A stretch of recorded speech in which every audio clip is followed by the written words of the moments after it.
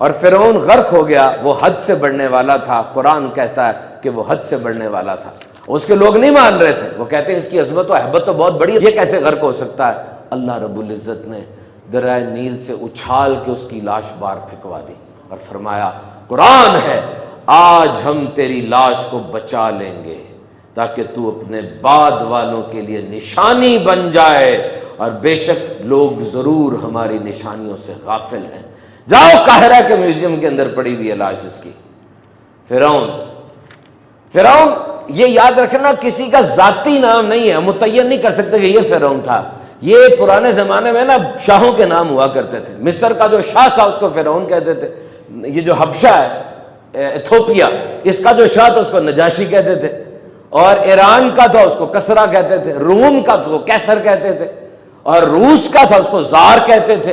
یہ حیدرآباد دکن نہیں تھا، اس کے شاہ کو نظام کہا جاتا تھا نا، نظام آف حیدرآباد، اور ترکی والے کو سلطان کہتے تھے۔ تو یہ فرعون بہت سے تھے۔ حضرت موسیٰ والا فرعون کون تھا؟ اس کے بارے میں جو ہماری کتابیں کہتی ہیں اس کا نام ولید بن ریان تھا۔ ولید بن ریان تھا، 400 سال کی عمر تھی اس کی۔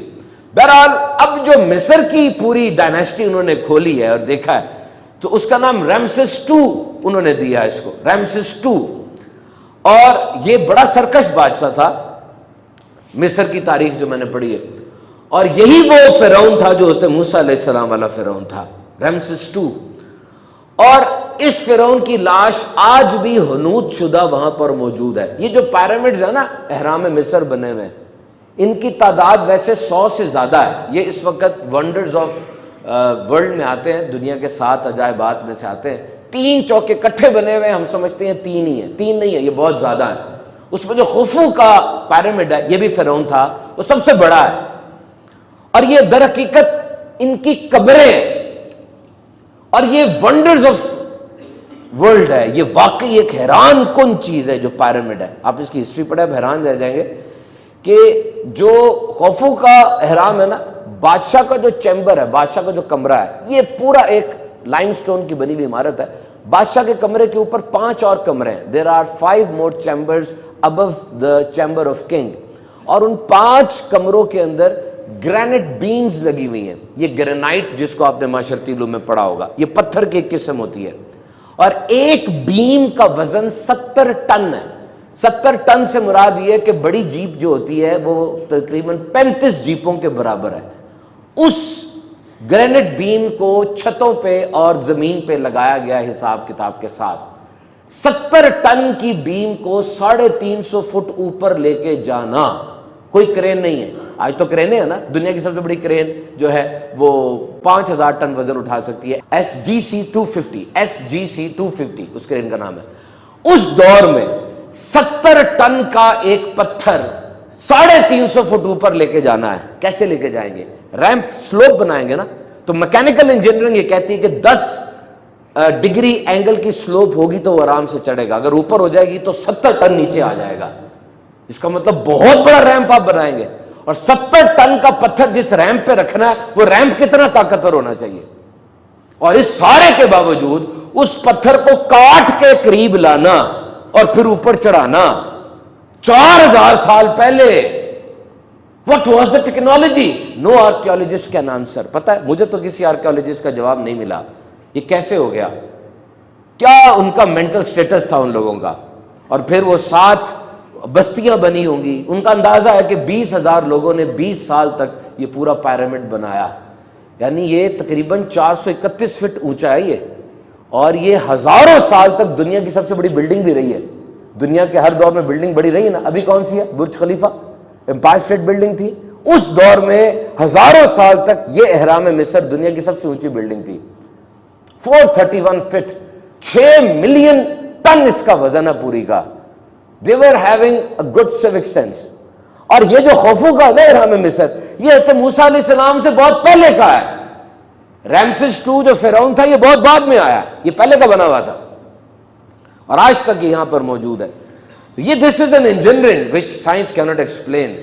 تو یاد رکھیے قرآن مجید میں جو یہ حوالہ دیا گیا، دوسری الہامی کتابوں میں بھی فرعون کا ذکر ہے، حضرت موسیٰ علیہ السلام کا ذکر ہے، لیکن جو یہ حوالہ ہے نا کہ ہم فرعون کی لاش کو بچا لیں گے، یہ کہیں اور نہیں ملتا، اور یہ حق ہے کہ وہ لاش جو ملی ہے، یہ نا ممی بنا دیتے تھے، یہ جو فرعون کے لوگ تھے، ممی سنا نا نام، ممی بنا دیتے تھے۔ اس کا مطلب کیا ہوتا ہے کہ کسی انسان یا جانور کے سافٹ ٹیشوز کو سیکیور کر لینا، اس کو بچا لینا۔ یہ ایجپٹ کے اندر طریقہ تھا، یہ نہیں کہ صرف فرعونوں کی ممی بنتی تھی بلکہ عام آدمی کی بھی ممی بنتی تھی۔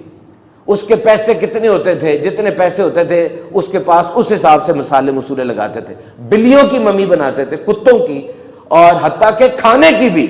ممی بنانے کا مقصد کیا تھا کہ مرنے کے بعد اس نے کہیں اور چلے جانا ہے، وہاں پہ اس کو کھانے کی ضرورت پڑتی ہوگی تو وہاں پہ جائیں گے۔ یہ بڑا عجیب سا منظر ہوتا تھا کہ پہلے اس کو لٹاتے تھے، اس کا دماغ نکالتے تھے، اس کے جسم کے سارے اعضاء کو نکالتے تھے، اور اس کے بعد مصر کے صحراؤں میں ایک نمک پایا جاتا ہے، اس کو نیٹرون کہتے ہیں، یہ اس بندے کے اوپر چھڑک دیتے تھے۔ پھر ہر ایک ہفتے کے بعد وہ چھڑکتے تھے، اندر ڈالتے تھے، باہر ڈالتے تھے، اور 40-50 دن کے بعد ممی تیار ہو جاتی تھی۔ اب اس کی لاش محفوظ ہو گئی ہے، اب وہ جلد وغیرہ محفوظ ہو گئی، اب پٹیاں باندھ دیتے تھے اندر چیزیں رکھ کے، اور کوئی وہ پڑتا تھا ان کا پروہت، اور اس کو پھر بند کر کے رکھ دیتے تھے۔ اب یہ جو فرعون ہے رمسیس II حضرت موسیٰ علیہ السلام والا، 1881 کے اندر اس کی لاش ملی تھی صحرا کے اندر۔ ایک بڑا ویلی آف ممیز ہے، گولڈن ممیز، یعنی بڑے بڑے مصر کے جو بادشاہ تھے ان سب کی ممیز وہاں پر دفن تھی۔ وہاں سے اس کو نکالا گیا، رمسیس II کی ممی کو، تو اس کو فنگس لگ رہی تھی، اس کو پیرس بھیجا گیا، باقاعدہ اس کا ویزا بنا ہے، پاسپورٹ بنا ہے ممی کا، اور وہاں جا کے اس کے اوپر کام وغیرہ کیا گیا، اور پھر یہ وہاں سے لا کے آج وہاں پہ رکھ دیا گیا۔ تو میرے محترم سامعین کرام، فرعون کی لاش آج بھی محفوظ ہے قاہرہ کے میوزیم کے اندر۔ ہمارے لیے بہت بڑا عبرت کا سامان ہے کہ انسان کبھی حد سے نہ بڑھے، ہمیشہ اللہ تعالیٰ کی فرما برداری کرے۔ آخری بات کہہ کے بیان کو سمیٹتے ہیں، جب فرعون ڈوب رہا تھا اس نے اس وقت اقرار ایمان کیا تھا۔ وہ کہنے لگا تھا کہ میں ایمان لایا موسیٰ کے رب پر، اور اس نے ندامت کا اظہار کیا تھا، لیکن جب عذاب آ جائے اور نشانیاں نظر آ جائے تو اس وقت ندامت کسی کام نہیں آتی۔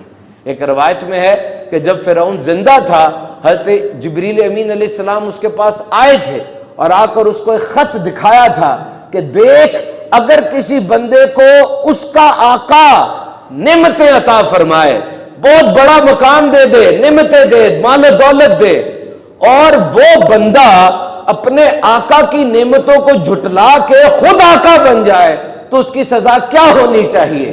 فرعون نے کہا تھا کہ اس بندے کو ڈبو دینا چاہیے۔